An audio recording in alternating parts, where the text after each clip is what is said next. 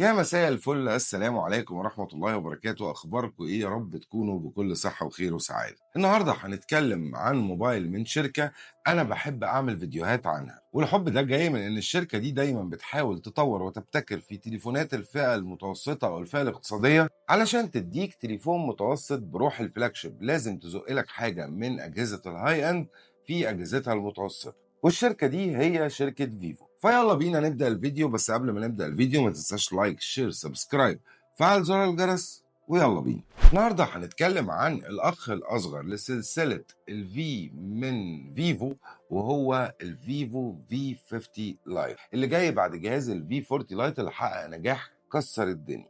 بس هنا خليني أقول لك إن الفي 50 لايت عامل تطورات وعامل تغييرات حلوة جدا عن الجيل السابق.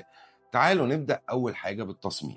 التصميم في شاسيه الجهاز هتحسه زي الأجهزة العادية بتاعت فيفو، تصميم بوكسي، ولكن هنا اللي كان مبهر بالنسبة لي هو اللون الجولد. لون بيعتبر روز جولد، لون مختلف، مش جولد فاقع، لا لون رايق واخد عينك ومدي الجهاز قيمة وشياكة. بالإضافة لفريم من الجولد بلون مختلف أكتر شوية، يعني في درجة لمعان، ولكن لازال محتفظ بأن الموبايل يديك إحساس بقيمة وشكل شيك. وعملوا كمان تغيير في الكاميرات، ان هم خلوا الكاميرا الاساسيه بشكل اكبر وبارزه عن جسم الموبايل بشكل شيك، ما بقاش الرصه اللي تحت بعض للكاميرات. الحقيقه من الحاجات اللي بتعجبني في فيفو انها دايما بتحاول تطور في الاشكال بتاعه موبايلاتها. يعني شركات كتير بتقعد 4 أو 5 سنين ماسكه في شكل للموبايل وبتستمر عليه، انما فيفو كل سنه بتديك تقريبا تصميم مختلف للموبايل من نفس الفئه، ودي حاجه حلوه ان انت دايما تبقى حاسس بالجديد. في ناس يقول لك انا كده هحس ان الموبايل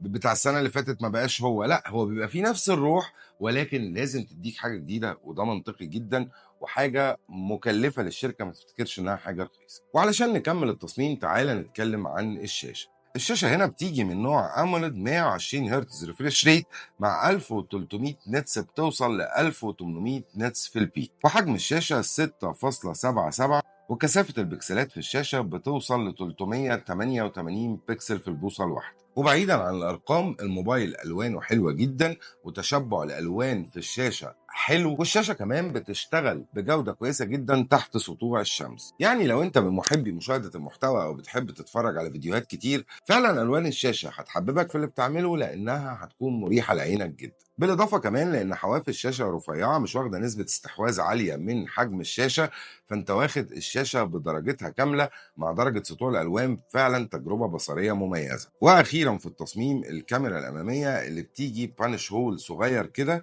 ولكن متناسق مع حجم التليفون. وكمان علشان نكمل التصميم بتاخد شهاده مقاومه عسكريه ميليتري ستيل 810 علشان يبقى معاك جهاز يشتغل في اصعب الظروف، سواء وقع او اتخبط منك ما تبقاش قلقان عليه. بالاضافه لمقاومه ميه بمعيار اي بي 65.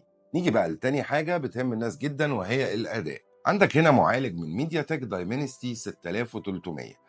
معالجات ميديا تك الحقيقة في الفترة الأخيرة بقت معالجات اعتمادية، والناس بقى عندها ثقة كبيرة جدا في هذه المعالجات لأنها بتحقق لهم كفاءة في الشبكات وفي الأداء ما بياخدوهاش من معالجات تانية. الموبايل ده مع السوفت وير بتاع شركة فيفو اللي هو يعتبر ثابت جدا، المعالج ده بقى هنا لما بيتحد مع السوفت وير بيديك تجربة ناعمة وسلسة بدرجة كبيرة جدا، تجربة قد تنقلك ان انت بتستعمل موبايل فلاجشيب.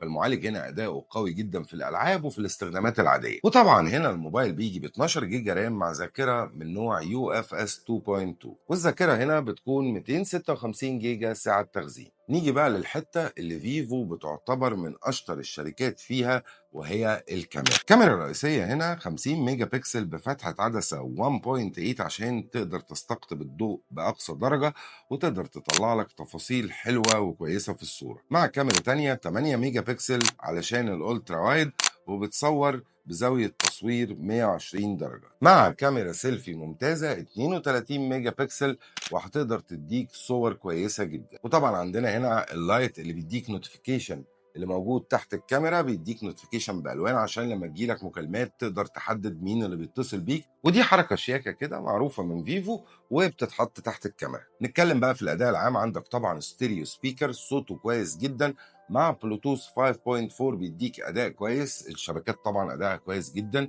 المستشعرات كلها شغاله بكفاءه، وطبعا الدلع بتاع سوفت وير فيفو اللي بيخليك تغير شكل البصمه والافكت بتاع البصمه علشان تشتغل على التليفون. شويه دلع كده بتديهم لك فيفو في موبايلاتها حتى في الفئه الاقتصاديه علشان يحسسك كده بشويه دلع بالفلوس اللي انت دافعها. لمعلومه لو انت ما تعرفش، ان شركه فيفو هي اول شركه عملت موبايل ببصمه تحت الشاشه. طبعا ده غير الاي اي اللي بقى مطور جدا، وعندك سيركل تو سيرش انك تقدر تحط صوره او تعمل دايره على جزء من الصوره وهو يعمل لك سيرش ويجيب لك كل حاجه عنها، سواء سعرها او مكان تواجدها، او لو بتسال عن اكله يقول لك مكوناتها.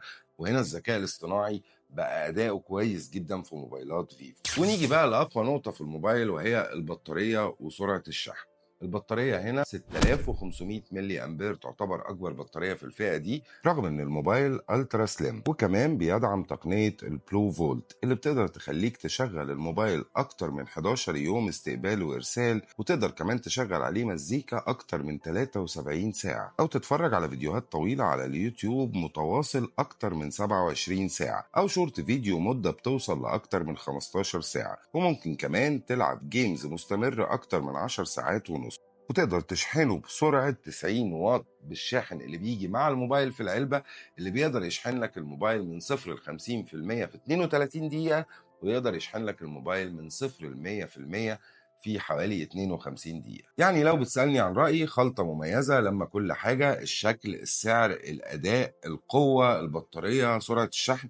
بصراحة شركة فيفو راجعة بقوة، وموجودة بتنافس في السوق العالمي وفي السوق عندنا هنا في مصر كمان بقوة. فعلا الشركة بتعمل موبايلات قوية جدا. ورأيي طبعا لو بتدور على موبايل اعتمادية ويعيش معاك فترة طويلة بدون ما يتأثر في الأداء، هيكون الموبايل مناسب ليك جدا. بشكركم، يا رب ما كنتش طولت عليكم. ما تنسوش اللايك والشير والسبسكرايب، ولو عندك اي استفسار سيبولي في الكومنتات. اشوفكم في فيديوهات جاية. سلام.